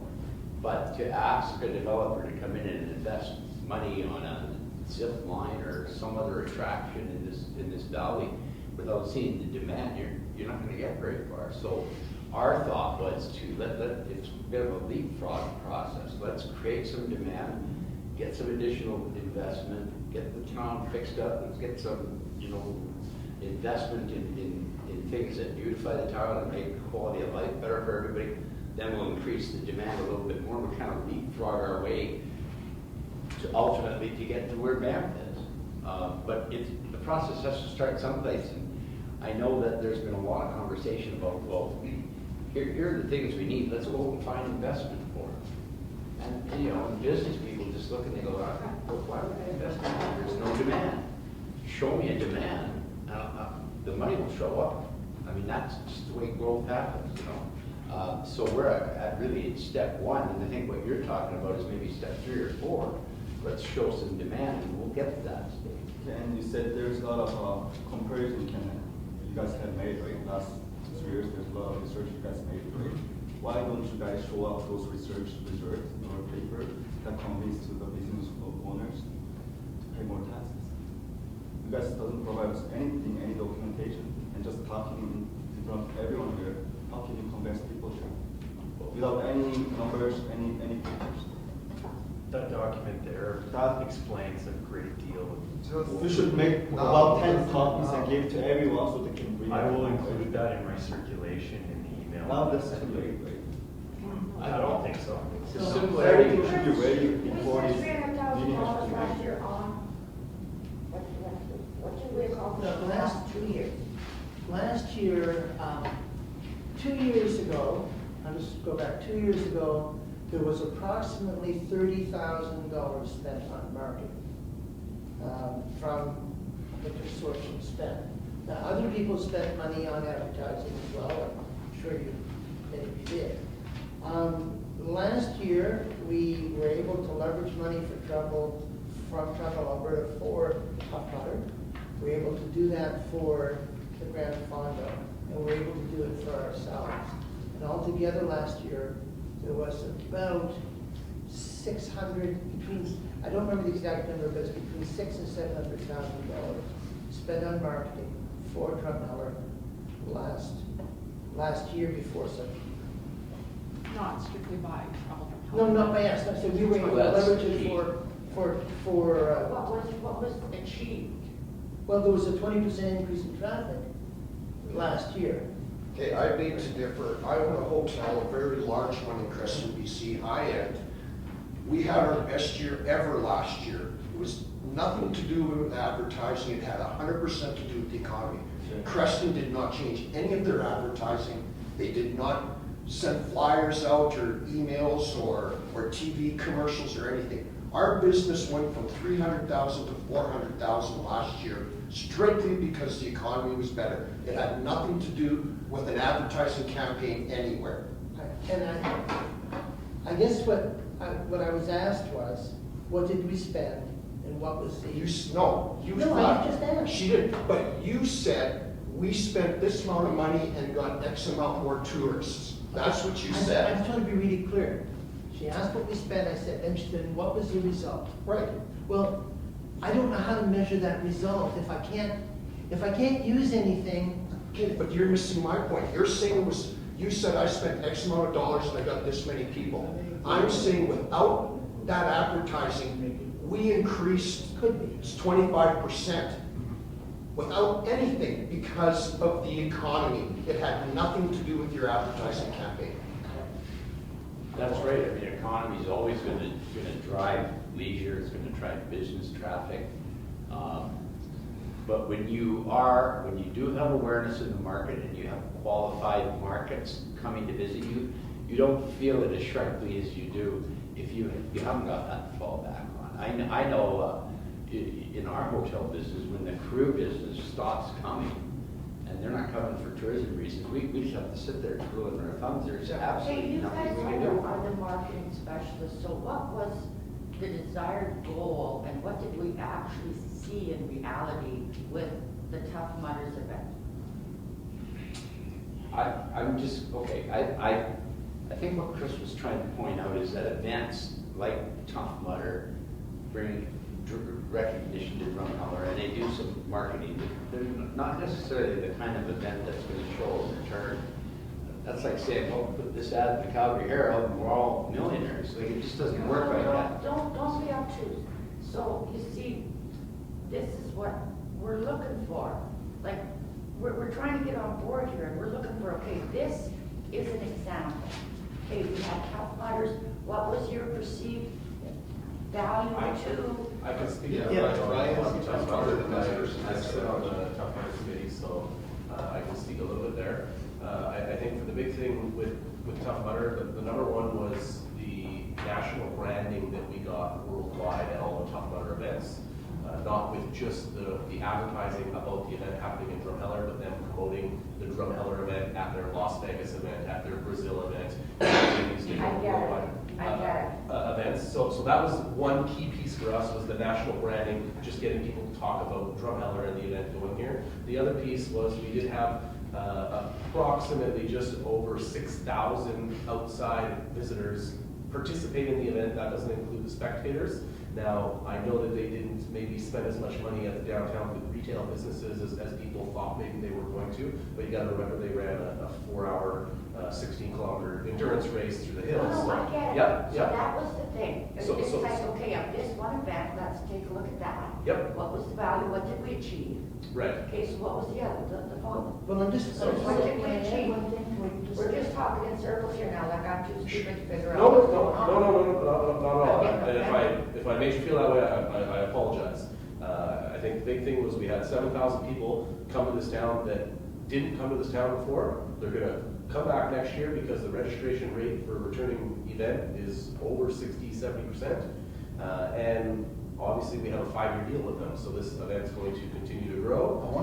I gotta speak to that. Yep. Last year, it was, you talk about shoulder seasons. Yep. They came in on the shoulder season, and we're the first to say we had an awesome weekend. We did value added, free busing up on top. Right. Made it And good. we wanna We had do great more big plans pieces this of year. I heard it was gonna be on the long weekend this year, when we were full. Yeah. When we were full. And So- everybody disagreed with me, and they were wrong, I was right. So when you talk about helping our shoulder seasons, we fell down on that one. You're right. Now, that came down in sort of 2 pieces. The one is Tough Mudder decided on the same dates for the next 5 years. So unfortunately, this year and next year, it lands on the long weekend. The year after, it's not going to be on the long weekend. Now, I can't predict where everybody's going to stay or any of these sort of things, because you're right.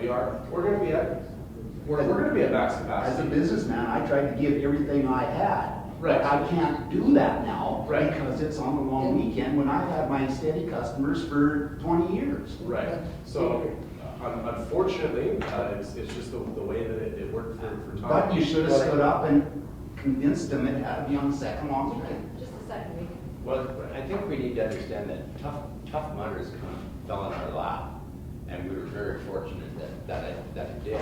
I don't think we've even begun to see the benefits from that event, but everybody who saw what we had to offer in this valley, and they'll see it again next year and whatnot, these are the people that are eventually going to come. That's what marketing sometimes is about. It's a longer term investment before you see the payoff. What we want to do with some funding is we can have better control over events like that, because now we go out and seek them. We go out and seek them, and it's at our rules, and it's on the dates that we want. We don't have to wait for, something to come and fall in our lap. And up to now, that's what the community is dependent on. Well, let's just hope something drops in on us and we can take advantage of it. We want to be proactive about seeking those opportunities, the best opportunities. A music festival at Passion Play in September, or whatever it happens to be. But you need money to even start exploring those things. Unfortunately, we have a very, very bad track event here in Drumheller.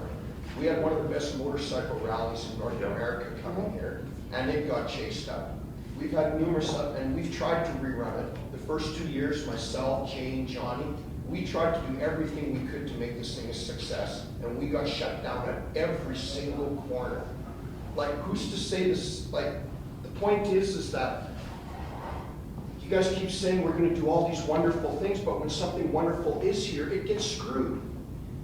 Something has to be changed somewhere, and I know this isn't the place for it, but like, we keep coming up with these wonderful ideas, and don't get me wrong, I agree, this fund is a wonderful idea. You guys have some great ideas where it's going from. I'm talking to you, Chris, but it has to be done in a manner that the rest of us that don't benefit from it can afford. And you have set up boundaries now, which I agree, thank you. But this could have all been stopped if you guys would have just included us. You've said numerous times, this has been on the go for 2 years. None of us knew about it until 3 weeks ago or 2 weeks ago. Right. So it wasn't on the table for 2 years. It was on the table amongst a select few for 2 years. All we want is that we have a say in what the hell is going to happen with this money, and we want to be a legitimate part of it, and not just be kept on the side, and then all of a sudden, like you said, have this dumped on us. Okay, a couple comments, and I hear your concerns. I'm just going to say that it's not like we haven't been doing anything over the course of the 2 years and just avoided talking to this group or that group because we just didn't feel like it. Like, we have been busy. We have been going, volunteering our time for hours and hours and hours to get even to the point where we're at. If we missed in our process, we apologize. If there's something we could have done better, that's hindsight and certainly something we have to consider, but we apologize if that happened. I think what we want to do here is give everybody the vision of what we're trying to do. The mechanisms aside and who talked to who and whatnot, we need to find a way to get around that. Is the concept of what we're talking about what we need in this valley? You talk about why did this event get chased out of town, and I ask the questions, why did all those wonderful studies that were done end up sitting on the table? And the reason is the same. There was no body to take them forward. There was nobody to take ownership in those visions and put them to work. And there was never any funding to do it. So everybody said, well, we did this great report. Aren't we wonderful? We'll put it on the shelf and let's get back to running business. And nothing happens. Travel Drumheller gives everybody a collective voice that shows we're all on the same page. This is industry's voice. But it's not industry's voice till we're all included. And that's the next stage in this process. We want the input on the marketing. We want to hear your marketing ideas. We want to put this plan together. What's going to work for the campground? Okay, we need to work on shoulder seasons. This is where we're going to sit down around a table, roll up our sleeves, and flesh out those 5 strategic priorities we have. And I don't know if you have them just on the top of your head, do you? I might.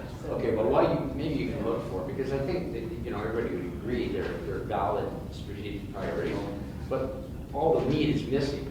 But shouldn't that have all be done before we get, shouldn't you have to prove yourself to us before you ask us for the money? I have been through this process many times, and I've seen communities try to do it in advance and miss the mark because they hadn't engaged industry in the process. So now it's a plan that somebody produced and we're asking you to buy into it. We want to build a plan with you. That's why we didn't get into the detail. We want the input. We want to know what the tactical plan should look like. That's where industry gets involved. So we didn't want to go much further than just identifying what are the strategic priorities, because then it's our plan and not the community's plan. 2 questions for you, Dan, being that you've been involved with it. One is, how successful has the voluntary programs been in the other towns? That they must be fairly successful because they're still operating. And second to that, if there was enough interest, like you've created a lot of interest here today, or in the last couple of months, if we can come together, like as our build association, and we can find some funding to put through, at that point, would you be willing to back off on this licensing fee? So the 2 questions. Can I just find? Well, wait a minute. No, it's just before you do that, I don't think any one of us here can speak on behalf of the whole board or the whole process that a lot of people have worked on to this point. We will discuss that, and we will come up with an answer and with some rationale as to why that route was selected. You're making an interesting point. I'll tell you what's happened in other communities where it has been voluntary, is you get into a situation where one guy says, I don't want to participate. The guy across the street says, well, if he's not doing it, I'm not doing it. And you have splintering and fracturing, and pretty soon nobody's doing anything, and you're all just sitting there wondering what happened. This, yes, it's maybe tonic, it's maybe a bit of medicine, but it's a way to get everybody engaged. And if I can, I just want to identify those 5 strategic priorities that I talked about, because the first one is work with the tourism sector to have everybody engaged, active, and aligned. That's our #1 strategic priority. And just so you have the rest of them, we want to build destination awareness and the overall tourism experience, help develop events and programs for the shoulder season, so we can have some control over events that come to this community, and they're at our say and when we want them, not when somebody tells us we have to have them. To identify and market to niche areas we can service with our existing infrastructure, and to build partnerships to enable destination management and product development, which goes to what you were saying. How do we encourage more investment? So if you take those 5 strategic priorities, I don't know if anybody in Drumheller could disagree with them. Now, we've got to put the meat on. We have X number of dollars to spend. Let's put the meat on making all of these things happen. Let's do a short-term tactical plan. Let's do a 3-year more strategic plan, so we know where we're going, we know what we're investing in, and we have methods where we can measure the return on what we're doing all along the way. If it doesn't work, we're not in here to try and create something that isn't going to work, by God. I mean, I'm just telling you from experience that other communities have made it work and they have shown increased business. And that's what we want to do here. We're at the starting point. We're not in the middle, we're not anywhere near the end. We're at the very beginning of the process. So we selected a mechanism that we thought would work, that we thought would be palatable. You've raised some valid concerns here today that we will talk about. But if we lead with one thing, let it be the vision that this is all about trying to make everybody rich and famous, not one hotel over the next, not one campground over the next. We have so many people here that we're sending them to our neighbor because we just can't handle them. That's where we want to get. It's making the pie bigger. It's getting those 400,000 people at Travel that are already coming here to stay overnight. Just come to your campground because that's what they want. They want the kind of experience you're providing. And there are people who don't want power and they don't want water. They want it to be rustic and they want to sleep on the ground. And well, you know that as well. You know your customers. But there is a customer for every product that we have here. There's no reason for us to compete. We just have to get them all here and then give them what we have to offer. I just want to ask one quick question here. Before we leave today, we have circulated a paper with name and email. Now, is email an acceptable form of communication for you guys? Is that what you would prefer, so that this list can be compiled and given to Travel Drumheller, so that any further stuff is being emailed directly to you, so that you're not missing it? Yes, they put ads in the paper, yes, they've had stuff on the radio. Clearly, it's not been heard or seen. So if email works, great. If email doesn't work, let's get a phone number. If that doesn't work, let's get your mailing address. And before you leave here today, that way you always are getting that information, and Heather will compile it and we'll send it out to Travel Drum. And John, who is going to give us the amendment that isn't in this package? That's coming directly from Paul. I'll be adding that to the packages that go out. One of the things that keeps coming up is this 2 years. It's been 2 years. It's been 2 years. In fact, Travel Drumheller has not existed for 2 years. But you guys are the same thing that he is purporting to be. Well, just let me finish. Travel Drumheller was registered as a not-for-profit under the Societies Act. And if anyone here has done that, gone through the process of forming a not-for-profit, it takes time. Chris has been with Travel Drumheller since August of 2013. There's a reason why some of this stuff maybe hasn't been communicated in the way that you would expect. We've been busy. We've been busy building the organization, making it exist, creating it, coming up with the ideas that would form the foundation of this group, and then from there, the vision, as Dan said, to do all these things that would support the industry. That's the whole idea. That's why we're here. That's what we've been doing for 2 years. That's why I say 2 years. It hasn't quite been 2 years. We're almost there. This was envisioned that we would move in this direction, but it can't happen unless you're involved. Do I in some way regret that not everyone was contacted directly and felt that they were connected to everything that we did? Yeah, but on the other hand here, everyone seems engaged. Derek said it. You got our attention. Good. We want your attention. We want you to be involved. We want you to be part of the solution here. Because sitting from the sidelines and complaining and having no solutions is not what we need. We need solutions. Everyone in this room has great ideas. We want you to bring those ideas forward. Be part of that solution. Very good points. And I'd just like to add one thing. We talk about the process and what happened and what didn't happen and the collection mechanism and whether it's right or wrong. At the same time, if you buy into those 5 strategic objectives, maybe just keep in the back of your mind, what could this look like if we did it right? I mean, if we executed exactly the way it's planned, what would that mean for everybody in this room?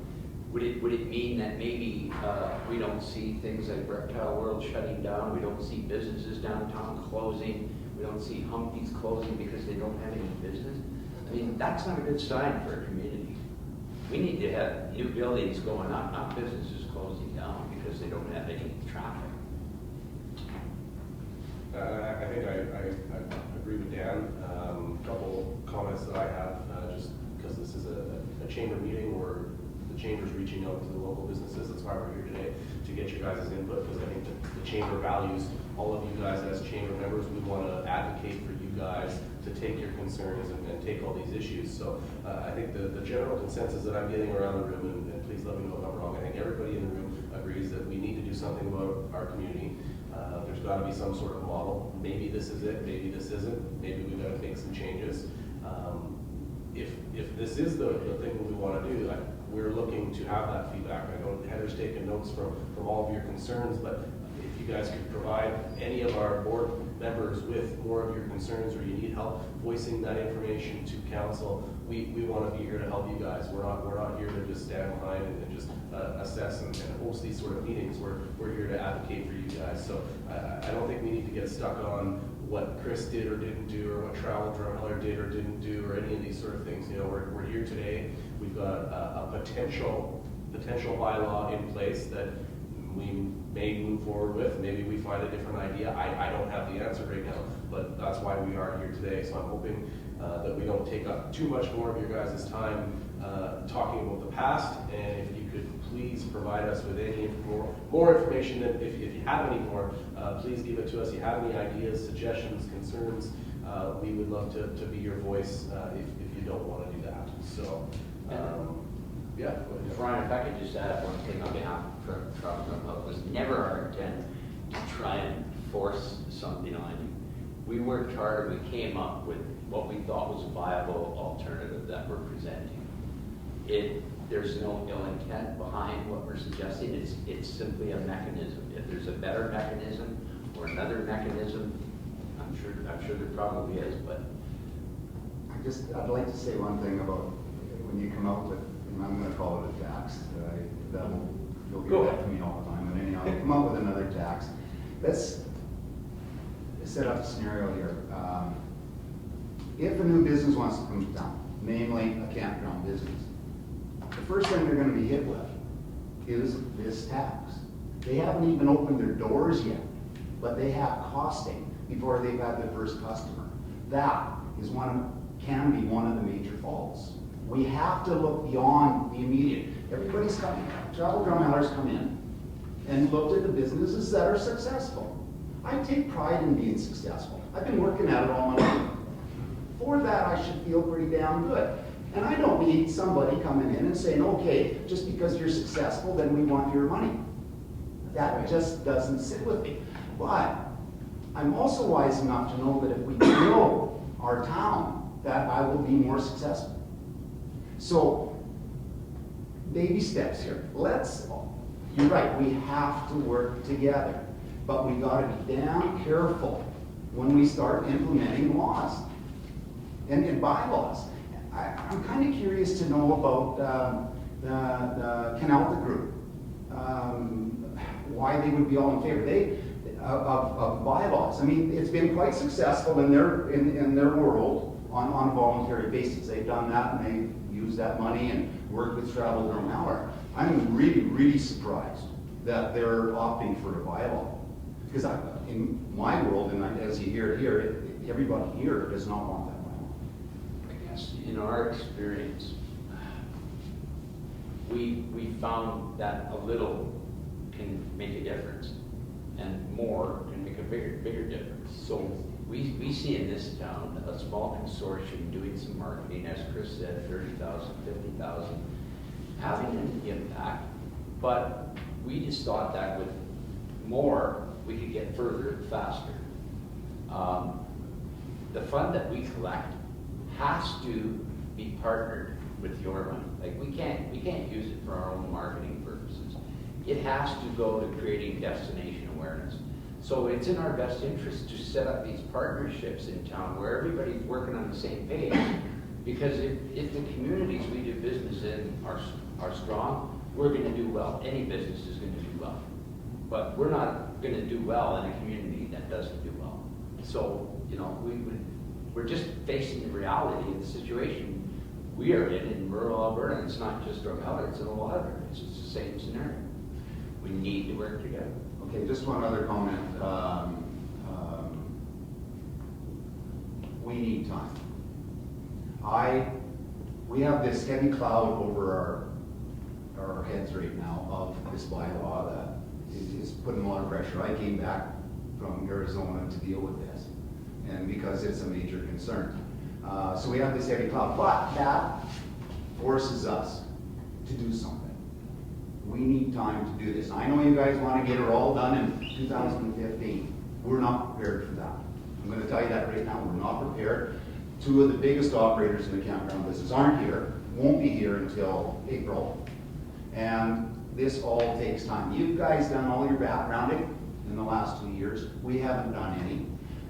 I'll go back to Chris. I hope that we could work together to have a campground association put in place so that we could deal with this, because it had been discussed. It hasn't been done. So we need time to deal with this. I hope you take that into consideration. This bylaw has to be tabled till we can all work together on it. And this is going to be the last thing I say. I want to thank the chamber for standing up today and getting us all here. You're on our side, I like it.